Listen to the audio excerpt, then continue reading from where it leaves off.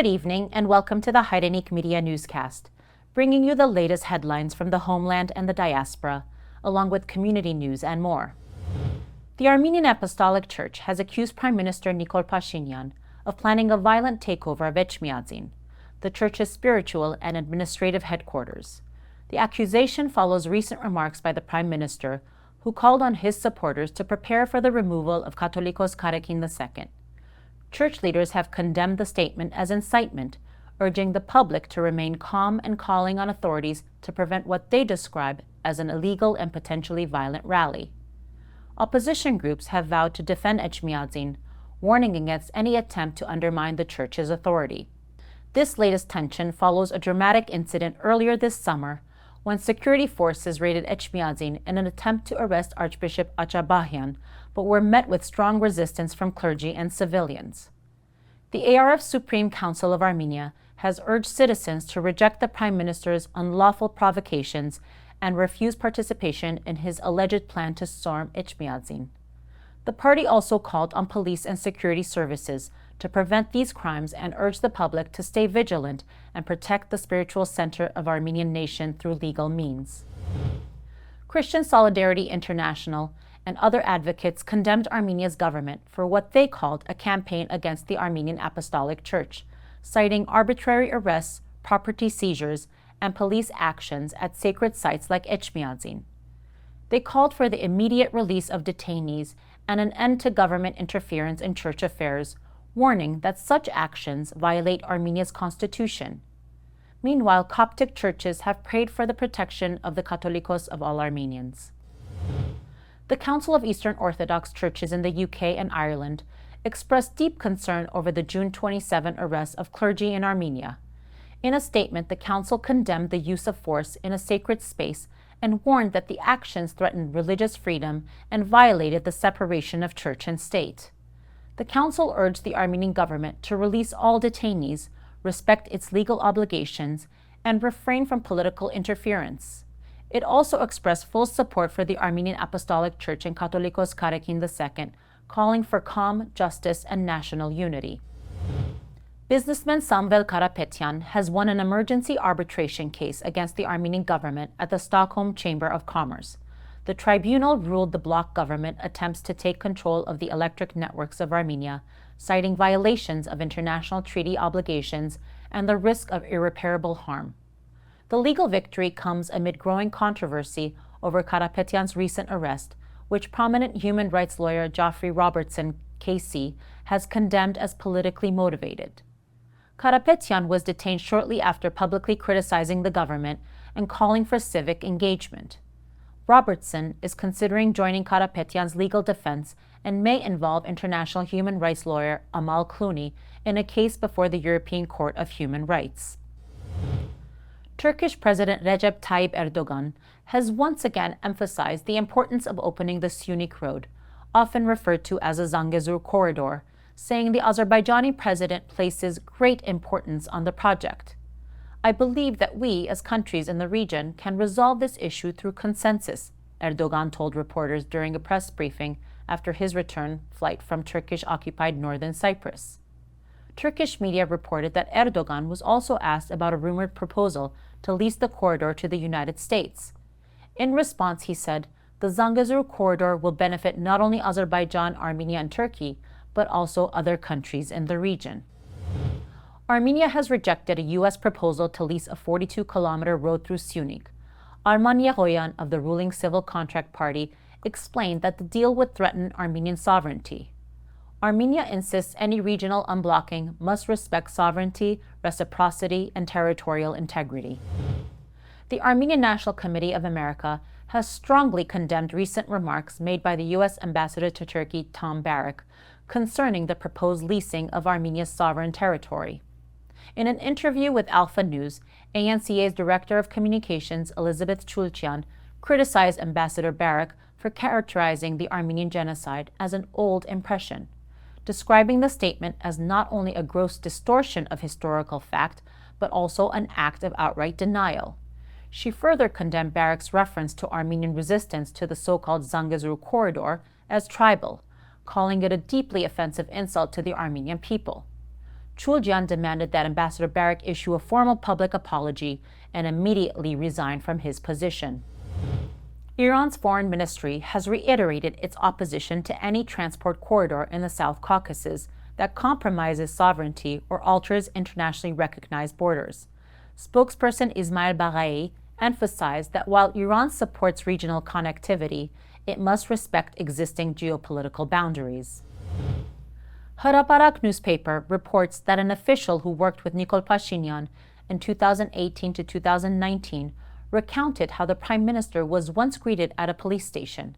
Back then, Pashinyan traveled without heavy security and insisted on discarding riot control tools, saying they would not be used against the people.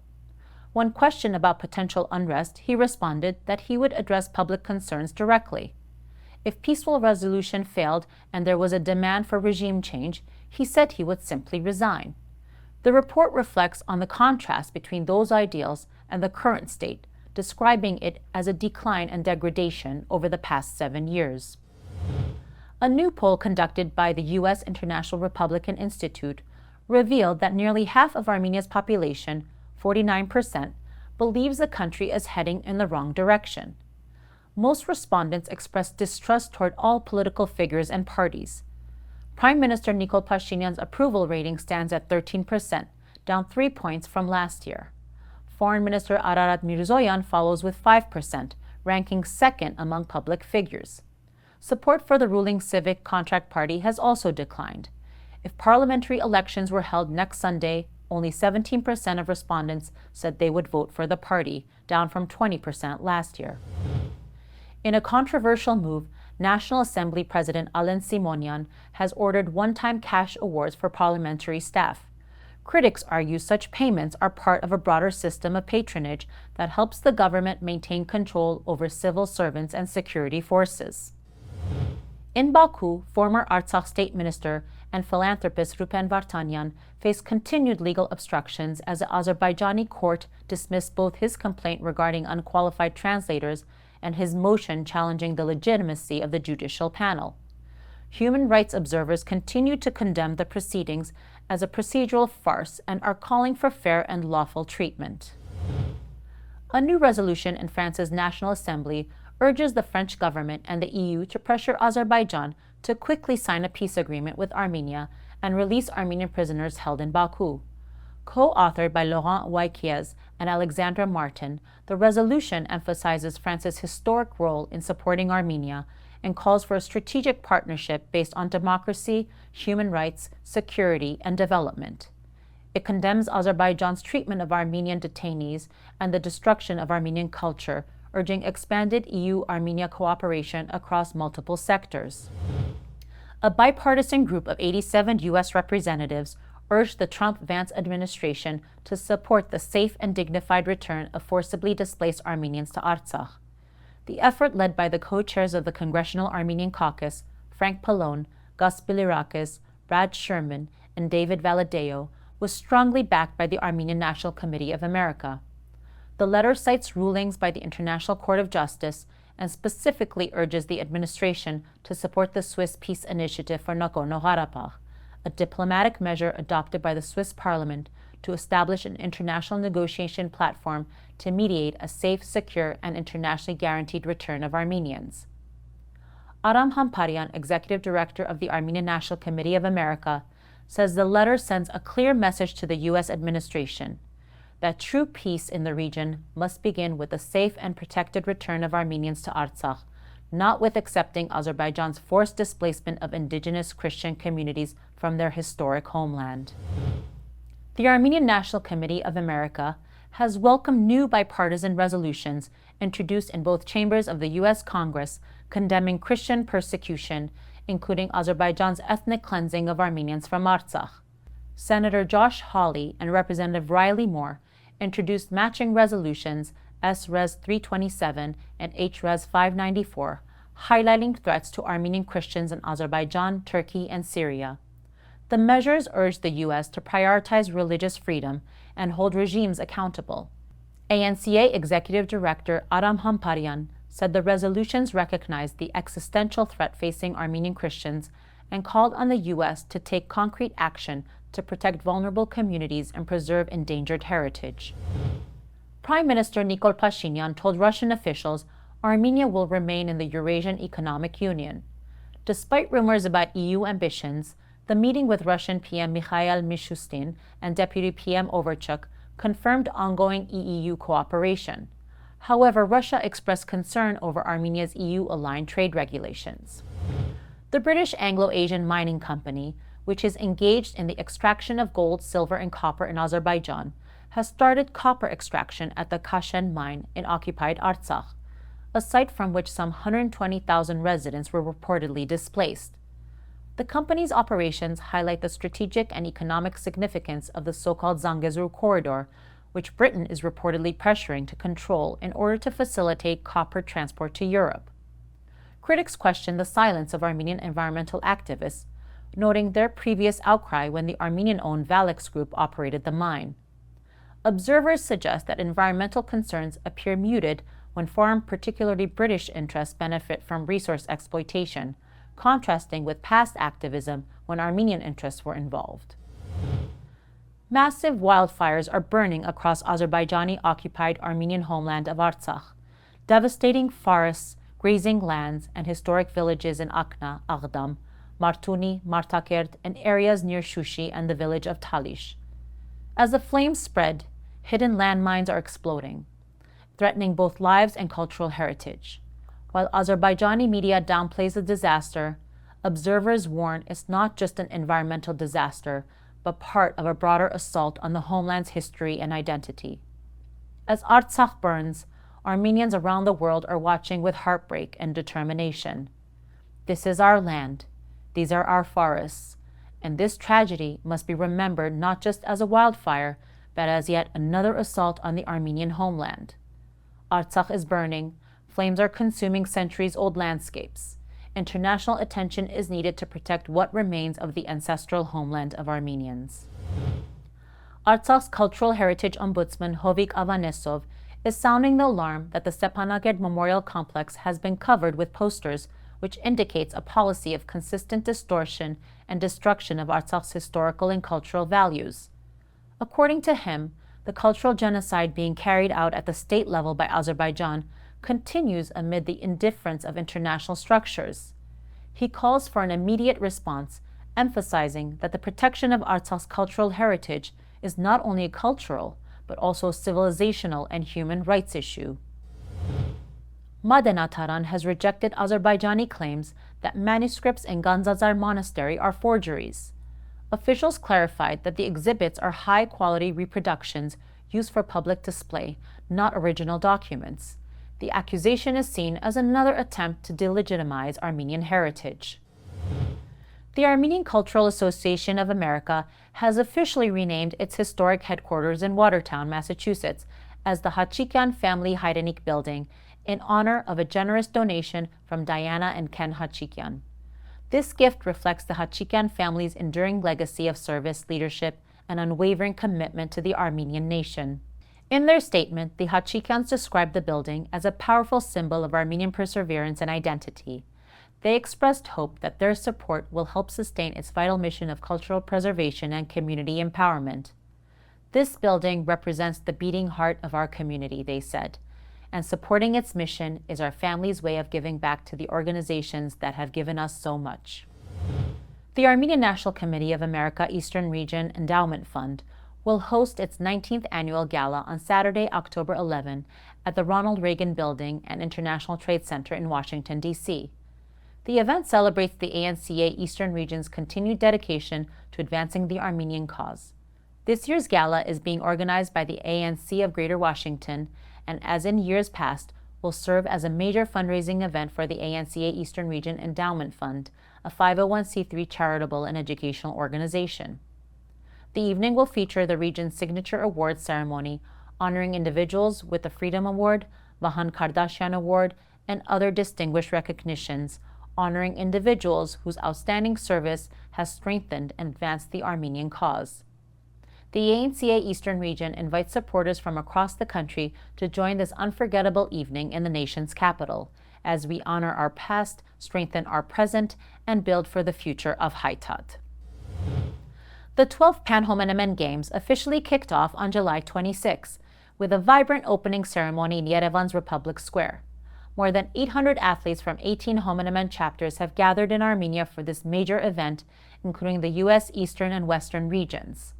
The games feature competitions in basketball, football, futsal, volleyball, swimming, chess, tennis, table tennis, and athletics. Running in parallel, the Hrash Games are dedicated specifically to athletes with special needs, offering inclusive events for youth aged 12 to 22. The opening ceremony was preceded by a symbolic march of the athletes from the Mesrob Mashtos Madenataran to Republic Square. The torch of the Games was lit simultaneously at 3 sites of profound national significance: Holy Etchmiadzin, Zizernagapert, and Yerabalur. The flames were then united near Yerabalur and carried in a relay by athletes to the heart of the capital, where the grand opening ceremony took place. The Games will continue through August 2, celebrating athleticism, unity, and Armenian identity. The Khanasor expedition, carried out on July 25, 1897, is remembered as a strategic military operation organized by the ARF against the Kurdish Mazrik tribe responsible for massacres of Armenians. Led by Nikol Duman and others, the Armenian Revolutionary Federation's punitive raid delivered justice while sparing non-combatants, cementing its symbolic and tactical significance. The Khanasor expedition stands as a powerful symbol of the just struggle at the heart of the Armenian revolutionary movement. It remains one of the most remarkable and inspiring chapters in the Armenian liberation struggle and the art of Fedai warfare, galvanizing the Armenian people while spreading fear among the enemies of the Armenian nation. July 27, 2025 marked the 42nd anniversary of the Lisbon operation, an act of defiance carried out by 5 brave young members of the Armenian youth: Sarkis Abrahamyan, Setrak Ajemyan, Vache Daglian, Ara Kurjulian, and Simon Yahneyan. The heroic action was a powerful statement demanding the restoration of historical rights and the preservation of national identity. It was a call for international recognition of the Armenian genocide and a defense of the Declaration of Independence and the vision of a united sovereign homeland. Today, after the 44-day war in Artsakh, their message faces new threats when Armenia is facing a new and dangerous reality. As external pressures grow, the current leadership has chosen not to respond with courage and clarity, but with surrender, disguised as peace, steadily ceding land, principles, and sovereignty. Under false promises of a bright future, Artsakh was abandoned, and now even more is at stake: our sovereign borders, our constitution, our national values, and the very essence of our independence. Today, real Armenia demands more than words, and the message of Lisbon continues to resonate powerfully. Freedom is non-negotiable, justice remains unforgotten, and the future of Armenia must be firmly grounded in preserving identity, historical truth, sacrifice, struggle, the defense of justice, self-determination, and unity. And now we're joined by attorney Lilit Karapetyan, an expert in investment law and arbitration and partner at Concerned Dialogue Law Firm. Good evening, Ms. Karapetyan. Good evening. The government pledged in its program to make Armenia an attractive destination for foreign investment. However, in 2024, the country experienced a negative net inflow of total foreign investments, approximately $291 million, while net foreign direct investment stood at $115 million. Against this backdrop, the government adopted a law on the nationalization of the electric networks of Armenia, enacted by direct order of Prime Minister Nikol Pashinyan. In such a context, can the protection of investors' rights truly be upheld? Thank you. Thank you for the question. In order to answer this question, I want to take a step back and explain what is the legal climate that investors look into, what are the legal issues that the investors look into before they decide to make an investment in a country. One of the key issues for the investors is to have a special expectation, a specific expectation of how the country, how the place where you are investing in is going to treat your investment. And if not the first, but one of the first issues that the investors look into is how the state, how the legislation of the state treats the foreign investment. And the states, besides their national legislation, what they do is they enter into bilateral investment treaties. I'll be calling these BITs for the purposes of this question. And they conclude these BITs between two countries, which indicate specific protection mechanisms, protection standards for the investors. Particularly, Armenia, I believe, has 42 BITs concluded with 42 countries, which means that when an investor from, say, Cyprus comes to Armenia and makes an investment, then Armenia, under this BIT, will undertake to protect the investment, to provide certain protection mechanisms. What is also very important is when an investor from Armenia goes to Cyprus, the other contracting party, then the Armenian investment would also be protected in Cyprus. This creates a special level of guarantee, to call it so, for the investors who understand that when a national of one country comes to another country, they will have certain protections. So what kind of protections we're talking about? Expropriation is one of the key protection standards that the investors from foreign countries are given in Armenia and in whichever country the BIT has been concluded. Expropriation protects the investors from a theoretical scenario that an investment made in the country, in this case Armenia, will be illegally nationalized or expropriated. Because obviously the investors want to have a guarantee that when they make an investment, then their investment will not be expropriated. Now, coming back to your question, the key issue that we have here in this situation is that investment has been made by a Cypriot entity in Armenia, whereas right now we're talking about explicitly calling it a nationalization, expropriating the investment that has been made in Armenia.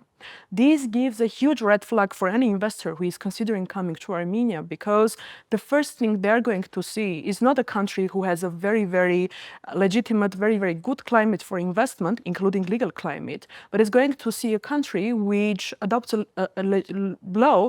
legislation which basically expropriates the investment and the proceeds from this investment that has been made in Armenia. So we will find, I'm more than sure, we'll find ourselves in a very difficult situation when investors will not even, let's call it this way, Armenia will not even pass the first stage for the investors when they're considering coming to Armenia, because this gives them the reason to see Armenia as a country which expropriates investments, and obviously decisions to make an investment in Armenia are going to become much more difficult. Recently, the Stockholm Arbitration Court ruled in favor of the owner of the electric networks of Armenia and imposed an urgent measure restricting the Armenian government's actions until the issue is resolved. However, the Armenian government has effectively refused to comply with the decision, stating that it is not subject to enforcement as it has not been approved by an Armenian court. Ultimately, who is in the right? And what consequences could Armenia face for failing to implement this decision? Well, again, thank you for the question. Who is right? That's the question. Look, again, taking a step back, I want to make it clear what this whole arbitration, emergency arbitration, what the process is.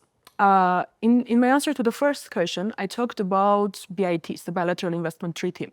So this BIT does not only indicate the protection mechanisms for the investors, but it also indicates, okay, what happens when the BITs are breached, when the country where the investment has been made is breached. And it indicates, among other things, that when there is a breach of the BIT, an investor from a foreign investor can bring a claim against the state. Now, I want to draw a line between commercial arbitration and investment arbitration. Commercial arbitration is more or less more famous, and commercial arbitration is an alternative dispute resolution mechanism under which the parties, two private entities or two private persons, can decide that, say, they have an agreement. If there is a breach from this agreement, then the dispute will be referred not to a court, a traditional form of dispute resolution, but to an arbitrator. This is a standard commercial arbitration. This is not the case here. Here we're talking about investment arbitration. Why? Because this is not an arbitration that is arising from an agreement between two private parties, two private entities, but this is an arbitration that has arisen from a bilateral investment treaty concluded not between Electric Networks of Armenia and the Republic of Armenia, but it is a agreement between two countries, a bilateral investment treaty. And here, the parties have agreed to refer the dispute between the investor and the state, not one organ of the state or one authority of the state, but the state, to arbitration. This is a classical example of an investment arbitration. So the Republic of Armenia has concluded this agreement. And under this agreement, it has been told that the dispute can be referred to Stockholm Institute of International Arbitration, International Chamber of Commerce, if I'm not mistaken, and ICSID, the International Court for Settlement of Disputes under the World Bank. So Stockholm Arbitration Center is one of the centers that has Armenia has agreed that the claims against it can be referred to. Even though Stockholm Arbitration Institute is traditionally a private, institution that solves the disputes between, of commercial arbitration, the example that I brought before. But it also resolves the disputes of investment arbitration. So now that we set the line that we're talking about investment arbitration and not the commercial arbitration, what is very important to highlight here, between the lines of the response that I saw from the government of Armenia, it creates an impression that this is not an investment arbitration, but a commercial arbitration. What is very key here is that when we have a commercial arbitration, the disputes, at the end of the arbitration, at the end of the dispute resolution process, a decision, award is rendered, and say you bring a commercial arbitration award to Armenia, then you would need to recognize it in a court in Armenia before it can be subject to mandatory enforcement. This is not the case for investment arbitration, because the investment arbitration is not the decision is not against a specific private entity, and Armenia just has to enforce it or recognize it, but it is against the state. And the Republic of Armenia has agreed under the BIT, and by reference to the Stockholm Arbitration Rules, that any decision that will be rendered by the Stockholm Arbitration Institute, it is going to be binding for Armenia. A very critical mistake that is being made here, intentionally or unintentionally, is that the persons who talk about it, they don't see and they don't show the difference between being binding or being subject to enforcement. The decision of the arbitral award that now is being referred to, it is binding for the Republic of Armenia. Republic of Armenia as a party to the bilateral investment treaty concluded under between Armenia and Cyprus, as well as under Stockholm Arbitration Rules, which is referred to in the BIT. So here it is very, very critical to understand that, as opposed to the commercial arbitration, where you would need to recognize the award before it could be enforced in Armenia, the arbitration award within the investment arbitration against the state does not need to be recognized to be binding for the country. This award is binding for Armenia. And also, I want to draw one distinction again between the commercial and investment and binding and non-binding and recognition and non-recognition. If this award were to be enforced, say, in France, then a French court would need to recognize this award because France is not a party to the Armenia-Cyprus BIT, but Armenia is a party to the Armenia-Cyprus BIT. And if we don't draw this difference, we are going to be before a very big risk that the country basically enters into a BIT, says that the arbitral award is going to be binding, and then when it comes to performing under this decision that has been made based on its agreement, it is simply going to say, oh, I don't recognize this decision, so I'm not going to perform the obligations that are rendered upon me from this decision. Just to summarize, here there is no need to recognize the decision of the arbitration court in Armenia in order for this decision to be binding for Armenia.